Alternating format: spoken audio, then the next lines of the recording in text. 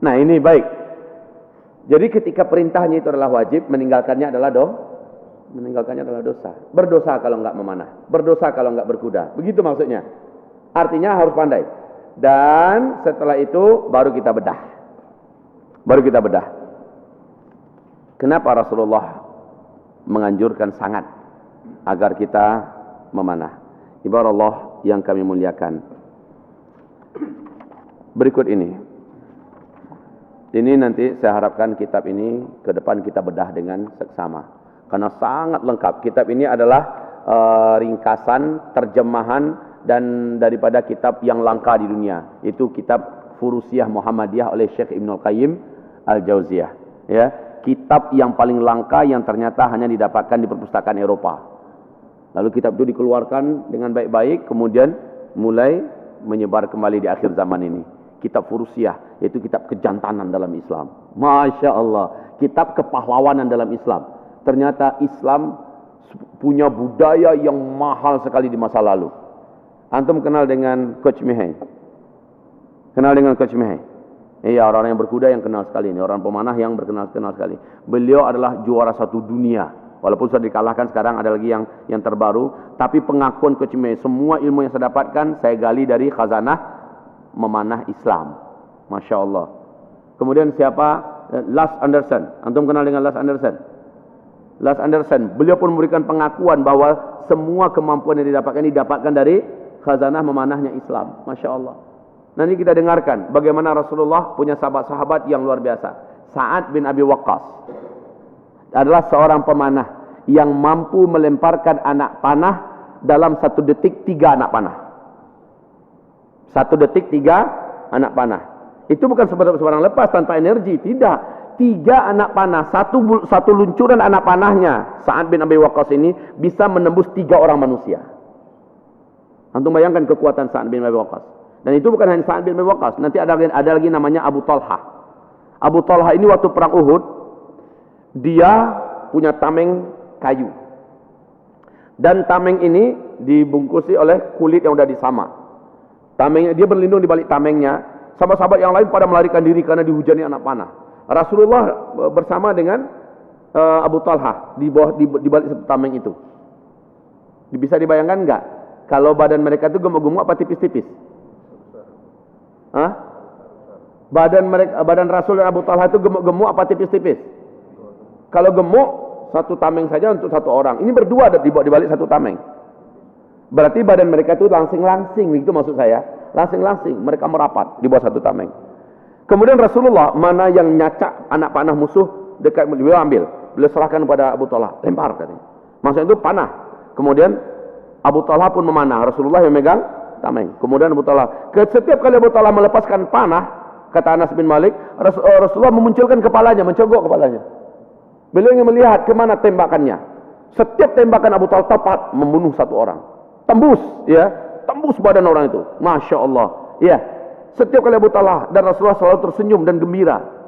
Apa kata Abu Talha? Membanawa ya Rasulullah, tolong ya Rasulullah, jangan cogokkan kepala engkau. Bahasa Indonesianya, mohon ya Rasulullah, jangan keluarkan kepalamu dari nanti panah musuh kena kepalamu. Biarlah mukaku yang kena panah musuh daripada mukamu ya Rasul. Biarlah leherku yang kena panah musuh daripada lehermu ya Rasul. Begitu cintanya Abu Talha. Tapi kenapa Rasulullah SAW suka betul? Tidak ada perlombaan. Di situ ada perlombaan panah, sini ada perlombaan panah. Melainkan dua-duanya perlombaan itu pasti Rasulullah datangi dua-duanya. Tidak ada perlombaan panah yang Rasulullah tidak mau datang. Pasti datang, nggak perlu diundang-undang.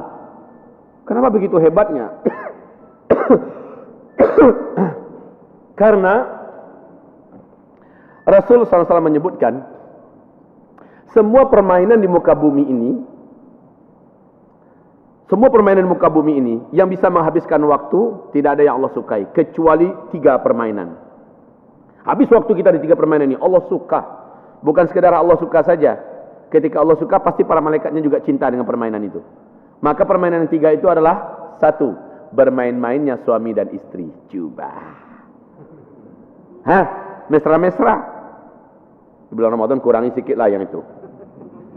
Malam aja tak apa. Yang kedua, yaitu habisnya waktu seseorang bersama kudanya. Bermain-main dia dengan kuda, dia melatih kuda, dia berlatih kuda, dia melatih orang berkuda, dia sedang merawat kuda, habis waktunya dengan kuda, Allah ridho kepada dia. Allahu Akbar. Kemudian yang ketiga, dia habiskan waktunya dalam melemparkan anak panah demi anak panah, mengambil kembali panah dan melemparkan anak panah.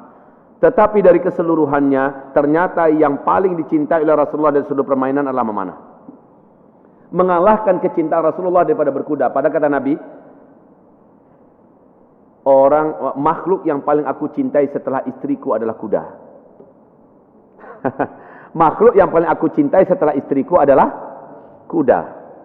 Kadang-kadang istri Rasul sempat cemburu juga dengan kuda. Rasul setelah dia berkuda, kalau dia berkuda itu kayak lupa dunia. Nah, maksudnya apa? Begitu lamanya dan sukanya Rasulullah bersama kuda. Nah, ternyata panah lebih lagi disukai oleh Rasulullah daripada kuda. Sehingga boleh dikatakan hampir-hampir beliau tidak mau melepaskan panah dari tangannya. Di mana ada kesempatan beliau melemparkan panah, melatih dirinya terus memanah. Imam Ahmad bin Hanbal, gurunya para ahli hadis, disebut dengan Imamul Muhaddithin. Beliau ini di usia yang sudah di atas 70 tahun masih terus memanah. Sampai-sampai muridnya berkata, "Wahai Tuan Guru, apabila kewajiban berperang itu masih hidup sekarang, maka kami yang siap menggantikan engkau. Engkau sudah tua, istirahatlah Tuan Guru." Apa kata beliau? Coba buka Al-Anfal ayat 60. Persiapkanlah dalam menghadapi mereka berupa kekuatan, yaitu memanah. Apakah engkau dengar di ayat itu ada batasan usia? Katanya. Enggak ada batasan usia. Maka dengan ini Imam Ahmad bin Hanbal menyampaikan dan meyakinkan murid-muridnya memanah ini sampai mati. Mirip dengan hafal Quran, jangan sampai dilupakan sampai mati. Maka siapapun kita, apabila, mari kita mulai ya satu-satu supaya tidak loncat sana sini. Saya sengaja ini ingin merujuk langsung biar rasa fiqh antum lebih muncul daripada hanya Zul ngobrol saja. Lebih bagus saya bacakan sumbernya langsung biar rasa fiqh itu muncul. Fiqh itu apa artinya? Yakin dan percaya. Langsung ada sumbernya. Baik ya. Kemudian mari kita dengarkan Nabi SAW dalam sebuah riwayat disebutkan bergabung dalam acara pertandingan dua kelompok panahan. Ini panahan jarak jauh, ini panahan jarak dekat. Kalau ada dua-duanya, Rasul akan datang dua-duanya. Ya. Kemudian itu menandakan kesukaannya Rasulullah. Dan saya kembalikan kepada hadis tadi. Permainan yang disenangi oleh seluruh para malaikat, bahkan para malaikat turun dari langit ke bumi. Untuk menyaksikan permainan itu adalah berkuda, adalah memanah. Persis dengan majelis ilmu. Para malaikat, inna lillahi malaikat tawafun. Sesungguhnya Allah memiliki para malaikat-malaikat yang kerjanya tawaf di muka bumi ini.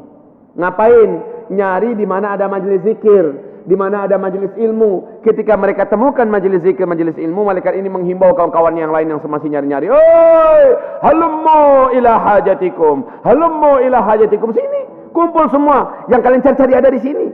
Ngumpullah para malaikat, mereka kembangkan sayap-sayapnya dan mereka di situ sambil mendoakan semua orang yang ada di situ untuk diampuni oleh Allah dosa-dosanya, diberikan oleh Allah rahmat, diberkahi hidupnya. Itu yang didoakan oleh para malaikat. Hal itu terjadi persis dengan orang yang nonton panahan ketika ada orang yang sedang main panah. Lomba panah. Nonton aja udah dapat berkah kita, Pak. Nonton aja, apalagi mainnya. Antum bisa bayangkan nggak? Makanya Nabi hobi betul nonton. Kalau ada pertandingan kuda, Nabi datang. Kalau ada pertandingan memanah, Nabi pasti datang.